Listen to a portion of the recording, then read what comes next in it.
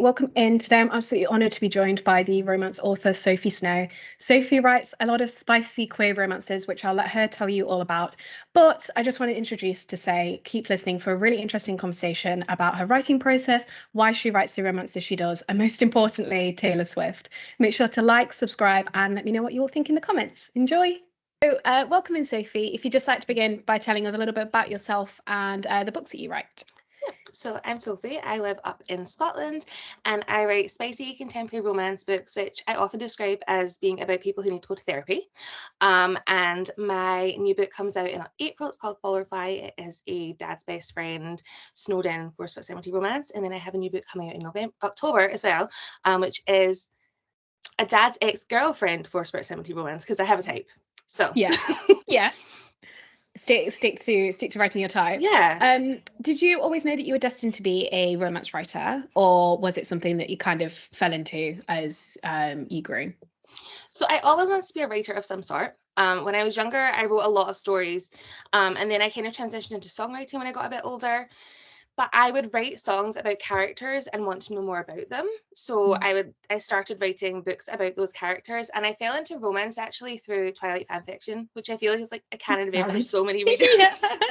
Yeah. I was like more of a fan fiction fan than a Twilight fan. And so like when I found Twilight fan fiction and I had these characters that needed stories, it just seemed like the perfect mashup. And that's kind of where I started writing the books from. And from there, that just ended up being the thing that I loved most, and I haven't really stopped doing it since. Yeah. What did you read your fan fiction on? Did you read Wattpad or were you AA3? Because I was always Wattpad. I was a fanfiction.net person. Was you? For like Twilight, I feel like that was the place to be. Yeah. Like back in the day. And like a lot of those fan fictions that I read back then are now actual published books as well, which is so wild. I remember going to meet the author of my favorite fan fiction of all time at a book event a few years ago. It was the first book event I'd ever been to. And I went to meet her and I was like, oh my God, I love this fan fiction. I like used to read it when you were updating it chapter by chapter. And she was like, you seem like you would have been too young for that. And I was, but I loved it anyway. And she gave me like, she had like a big cardboard cutout of her book cover and she signed it and I went back for it at the end. And I still have it. It's tucked away somewhere in here. That's also a canon event though, reading fan fiction far too young. You definitely should not have had internet access to read that kind absolutely. of stuff. I actually I was talking to my editor recently and I was explaining that this is how I had fallen into romance. When I was 13, I read my first ever age gap romance and the rest was history. And I told her that and she was like, wait, was it this fan fiction? Because I read that one too. And it was. Like we were the same age, like doing the same thing. Oh, I love that. I love that so much. Do you have a tell me a little bit more about your writing process. Do you have a favorite part of it, a part that you dread? Are you always relieved when you've kind of finished the book? Tell me a little bit more about that for you. So I am very much a planner. I have like a really intense outline before I start writing. I find that it helps me kind of get into the plot of the book, but I like to learn about the characters as I go. So I like plan out the plot and then I spend time with the characters as I'm writing. My favorite part, there's always a bit in every single book where it just clicks, where you suddenly get to know the characters so well and it's the best feeling in the world. It's also the feeling where you feel the most pressure. Like that's the moment where you're like, oh God, this is happening. This is a real book. But I love that so much. And my least favorite part is always in every MF book is the first blowjob. I hate writing it. I dread it for every single book. I'm currently putting it off. I've skipped it multiple times in this book that I'm currently writing. I hate it so much. And I have a chapter in a specific book by Sarah Simone that in my opinion is the best written blowjob of all time. And every time I need to get in the zone, I go and read that chapter. And she's going to HEA Fest next year. Yes, she is. Yeah. And I'm like, I'm going as an author, but would it be weird if I asked her to sign that page, you know? I don't think so. Particularly if you explain the context surrounding it, like how much it's helped you. Definitely not. Yeah, I'm just gonna like rock up with the open book, like please sign, in my opinion, the best blowjob of all time. So that's my least favorite part, but I do enjoy it from the Sarah Simone point of view. I do not like finishing books though. I am so bad at letting books go. I will put off writing an ending or an epilogue for as long as I possibly can because, well, I'm a crier. I cry at everything, but especially writing like the end. Oh, I hate it so much. Yeah. Do your characters and the story stick with you for a long time after finishing writing? Yeah. For sure. Like I still on a daily basis think about the characters that were in my debut. Like I think about them more than anyone else. And there's always like what happens next? You know, when you're writing a series of interconnected standalones, obviously we get to see the characters come back and that's really fun. But I'm always thinking ahead, like what happens in like 10, 20 years, especially because I write age gap a lot of the time. That Yeah. is like an interesting thing to think about. Like what happens in one of my books, the main character is 55. What happens in 20 years? He's 75 and she's like, I don't know, I don't really want to do the math. She's like in her 40s. Yeah. Let's say she's in her 40s. And I'm like, what happens then? It's such an interesting thing to think about. I love it. Do you think you'll ever return to any of your stories, or do you think for your safety they're done now, you're not going to touch them?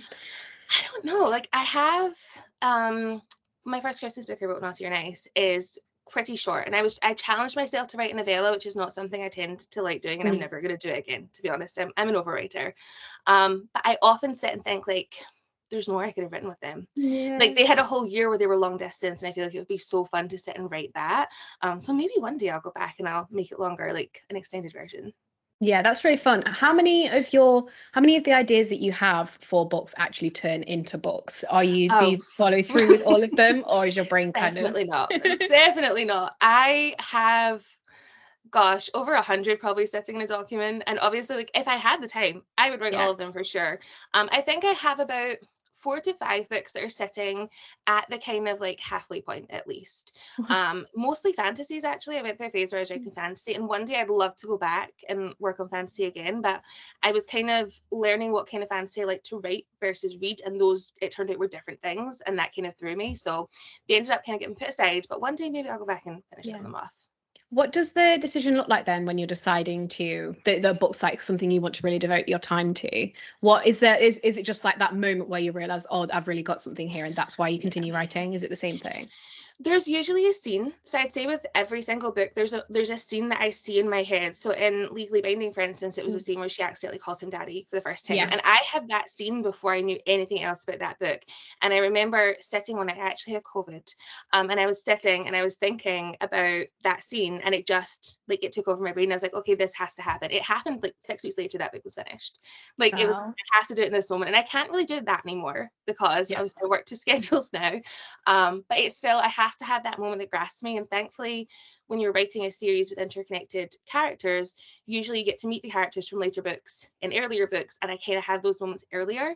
And so with False Confidence, for instance, when I was about maybe like 40% into Legally Binding, I had no idea that False Confidence was going to exist. But it just suddenly hit me. Like I had that moment. I was like, oh, this is a couple. I didn't know that.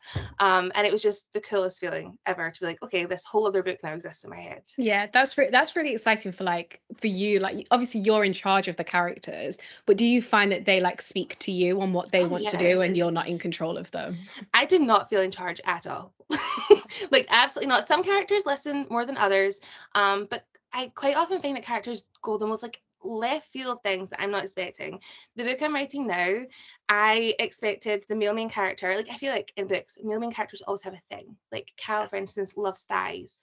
Yeah. My book that comes out in April, he likes her legs. And I was convinced that the guy in this book was going to be a butt guy. I was so sure. I was like, this is what he is. And then we get into it, and he's really weirdly into her pulse. Like he likes to feel her pulse. And I was like, where did this come from? I didn't plan this. What are you doing? And it's worked. Like we're in it now, but I feel like I have very little control over what they're doing. Yeah. Oh my gosh, that's hilarious. I think Cal in particular, when I was reading Legally Binding, because that's my favorite one of your books, he was just so unpredictable. Like I didn't know what he was going to say next. So I can't imagine like you're trying to write it and you don't know what he's going to say next, what that feeling is be like. Cal behaved pretty well. He's like one of the characters that I'm like, I look back so fondly on Cal and Maggie because they behaved, and that was so nice. And then I started writing False Confidence and they did not behave. Yeah. And it was really like, I don't know what to do with this. But yeah, I think Cal and Maggie were probably one of the easiest couples to write because they just like they're so them. That's the best way I can describe it. They are who they are. And they did what they were told, and that was really nice. Yeah. I know that Jazz from False Confidence was really difficult for you. Yes. Tell me a little bit more about that. So Jazz as a character is very chaotic anyway, so I knew kind of going into that she would be more tricky to write, but she just was a complete nightmare. Everything that I had planned for her, she like said something else, or she went in a completely other direction, and her whole thing is that she is a brat, but she was being a brat to me as well, which I had not anticipated. It was my first time writing a brat. I've written more since, and they kind of all are like that, but I'm more prepared now. But she was also just a very emotionally intense character, and I don't think I had been expecting that based on how she behaved in the first book. And I saw so much of myself in her, and felt, to be honest, just attacked from all sides as I was writing her. But she ended up being one of my favorite characters to like look back on, because I think, you know, again, she's so unapologetically who she is. It was just a rough experience together for sure. Yeah. Do you have like a most memorable experience when you look back on all the books that you've written? Do you have a writing experience that sticks out in your mind as most memorable or your favorite, or do they equally have their like special place? I don't know if there's like a favorite moment. I think Dearly Unbeloved, when I was writing that, I think that was the book that hit me hardest in the moment. Again, it was one that didn't necessarily go as I expected it to. It ends up being a lot more emotional than I had kind of set out to write it. And it ended up being exactly what I needed at that moment. And I remember just sitting sobbing at the third act. It's like a really rough third act in that book. And I just kind of sat and sobbed for hours. And it was such a kind of like, it felt like a restorative experience. And it ended up, it's the book that probably of all of mine that I'd say I would change the least about. Like everything about that book, I think is exactly what I wanted it to be, even if I didn't realize it when I set out to write it. That's really beautiful, I think. And do you ever, once you've finished a book, do you ever go back and reread it? Or do you leave it alone? Because I know that some authors go back to kind of be like, oh, what could I have done differently? Or how can I improve? Definitely. There's like moments. So I had to go back and reread Legally Binding and False Confidence when I was like preparing them for audiobooks. And that was like such a humbling experience. So I was like, oh my God, there's so many typos that I hadn't noticed. But there's very little I think I would change. There's certain things that I at the time I was writing, I was like, I wish I could fit this in. Like I really wanted Maggie and Cal to go back to the sex club. But there just like wasn't space in their timeline to fit it in. But then instead I wrote like bonus content where they got to do that, so that, you know, I got to scratch the itch. But I try hard not to think about all the things that I would change, because I'm such a perfectionist and I absolutely would like scrap everything and start over if I could. But I do go back and reread like certain bits sometimes, and I go through looking for quotes, and sometimes like an hour later I'm still there just scrolling through reading because I miss them. Like you spend so long with these characters and then suddenly you're on to the next ones, and I miss them so much. Yeah, I'm like, I read, I can't even remember how long ago it was now, but when I read Legally Binding, it was one of those where I was reading it and I was thinking about it when I wasn't reading it. And that's how I know it's like such a good book. You mentioned your audio books. What was that process like from both an author perspective, but also do you listen to audiobooks yourself? What was it like? What was it like seeing it from the other side? So I had I'd had audio in my peripheral. I really wanted to make it happen, but it wasn't something that I was thinking was going to happen anytime soon. And then I got an email from my audiobook publisher, Podium, about Naughty or Nice. And I actually had a meeting with them on Christmas Eve, which is the most perfect day to have a meeting about a Christmas book. Yeah, that's perfect. And everything just happened so quickly. Like it went from like, here's a meeting to I had an offer. And then a month later, I had an offer for the Spicy in Seattle series. And it's such an easy, streamlined process. You send them your manuscript, you send them like a list of narrators that you're interested in as well. And I've been so lucky. Like I've always been offered the narrators I've asked for. So it's been a really cool experience. And listening to them back is so different to reading them. False Confidence, especially False Confidence, is my favorite of all my audiobooks. And like I read back False Confidence like with love, but also with like, you almost killed me and how dare you. But listening to it was such a fun experience. Like I felt like I could listen to it like a reader, and it was like having that distance made it even more special. Like I really, really enjoyed it. Yeah, that's really fun. And like I'm like an audiobook listener, but sometimes I'll read the book at the same time, like proper like immersive read it.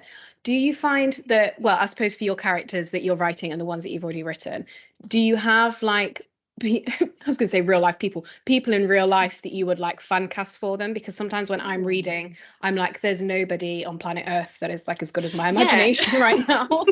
It's tricky. I didn't for a long time. I didn't do celebrity fan cast. Maggie was actually one of the first people that I did. And then I realized when I started commissioning art how important it was to have someone, because it became really difficult for Cal. Like Cal does not exist in real life. There is no man. No. It's Cal, let's be honest. So I try really hard to have like references now that I can picture in my head, because I picture them really clearly. But obviously other people aren't in my head. You're welcome to everyone who's not in my head, honestly. But for Fall or Fly, which comes out in a couple months, I could not for the life of me find a reference anywhere. I ended up like taking like this man's beard and this guy's hair and like patching them together and sending them to my artist to be like, I'm so sorry. And then one of my artists sent me back the art, and it was like identical to my husband. Like the whole time it was just my husband. And I could have just sent a picture of him. Like I sent the art to my husband. He was like, "That's me." And it's so identical to him. Like honestly, I ended up buying the outfit that he's wearing in the art as well. So we're gonna do like a side by side for marketing purposes. But it's like he's That's identical. Fun. And I spent hours looking for a reference, and it was just him. So it was in the living room the entire time. Yeah, exactly. Yeah. That's so funny. What originally, you write a lot of spicy queer romances. What originally drew you to write within that kind of subgenre? Yeah. So it's just really normal to me, like in my head, that my characters are just queer. It's who they are. Like my readers tend to call it like casual queer writ, which is what I like to write, where it's just like a very normal part of the world, like the world that I'm writing. I don't tend to write like coming out stories or like stories of queer hardship, which I think are so important, and I think a lot of people do them so well. But I like it to feel for me just like how it feels in my head, which is just like a normal part of everyday life. And I know that's something that my readers have really seen themselves in and appreciated. And I've written a couple of sapphic romances now, and they are hands down my favorite to write because I just love writing women so much. Like it is the best. But I like to be able to have like a little bit of everything and just take what's in my head and put it out for everyone else, because I feel like it's a nice place to be in terms of like it's just normalized in my head, and I want that to be the same in my books. Coming from a bisexual who was growing up, it was kind of just like I thought everybody else was a little bit. I thought everybody was a little bit gay. I really appreciate it because those like coming out books are so important to have, but it's also nice to just read a book where the character is what they are what they are, and that's what it is. Absolutely. You know. Do you what is your favorite trope to write? I mean, you write a lot of books with like age gaps. Is that your favorite to also read in your personal life, or do you keep the two separate? So age gap is definitely my favorite overall trope. I love writing it. I think it's such an interesting trope to write. There's a lot of responsibility in it. You have to make sure that the power dynamic, because there always is going to be a power imbalance in an age gap. And I think it's important to make sure that it's addressed and it's not kind of like you don't shy away from the awkwardness. And I really love doing that. I also have written a couple of romances though where we see the other side of it, where someone comes away from an unhealthy age gap. And so it's interesting to be able to write both sides of it. And I really I like getting to kind of tackle my own like biases, I guess, when I'm doing that, because obviously I love age gap. I also recognize it doesn't always work out, you know. So I really enjoy writing that, and it is also absolutely my favorite to read. But I also really enjoy a trope that I think is so underrated is the one night stand to like you're never gonna see each other again, and then oops, you're working together, or like something like that. It's so fun. Like I love it so much, and I feel like we don't see as much of it anymore, and I need us to bring that back because I love writing it, but I love reading it so much. I was just trying to, when you said that, I was trying to think, I think I can count on one hand how many books that I've read with that trope actually. Yeah, it doesn't pop up as much. Really not many. It used to be like so big back in the day, and also like it was a big fan fiction trope, which is one of the reasons I love it so much, let's be honest. But yeah, I need to bring that back. I'm gonna write another one of those because it's my absolute favorite. Yeah, I love that. What kind of, I know that you're a big Swiftie, and I have recently given in and accepted the fact that I am also a Swiftie. Welcome. Do you have like eras for each of your books? Is that something, how much does like music play a role in your writing? Yeah, music plays such a big role in my writing. Like I listen to lyrics while I'm writing, which I know for a lot of people is like a big no-no. But I will like sing along while I'm writing completely different words, and the lyrics really kind of tie into what I'm doing. Which is probably why I have such devastating third acts, because even if there's not a breakup, you're gonna cry, and it's because I am listening to sad music. I love sad music so much. But all of my books absolutely have an era. It's one of the first things that like I work on. Like usually the first song on a playlist is going to be a Taylor Swift song.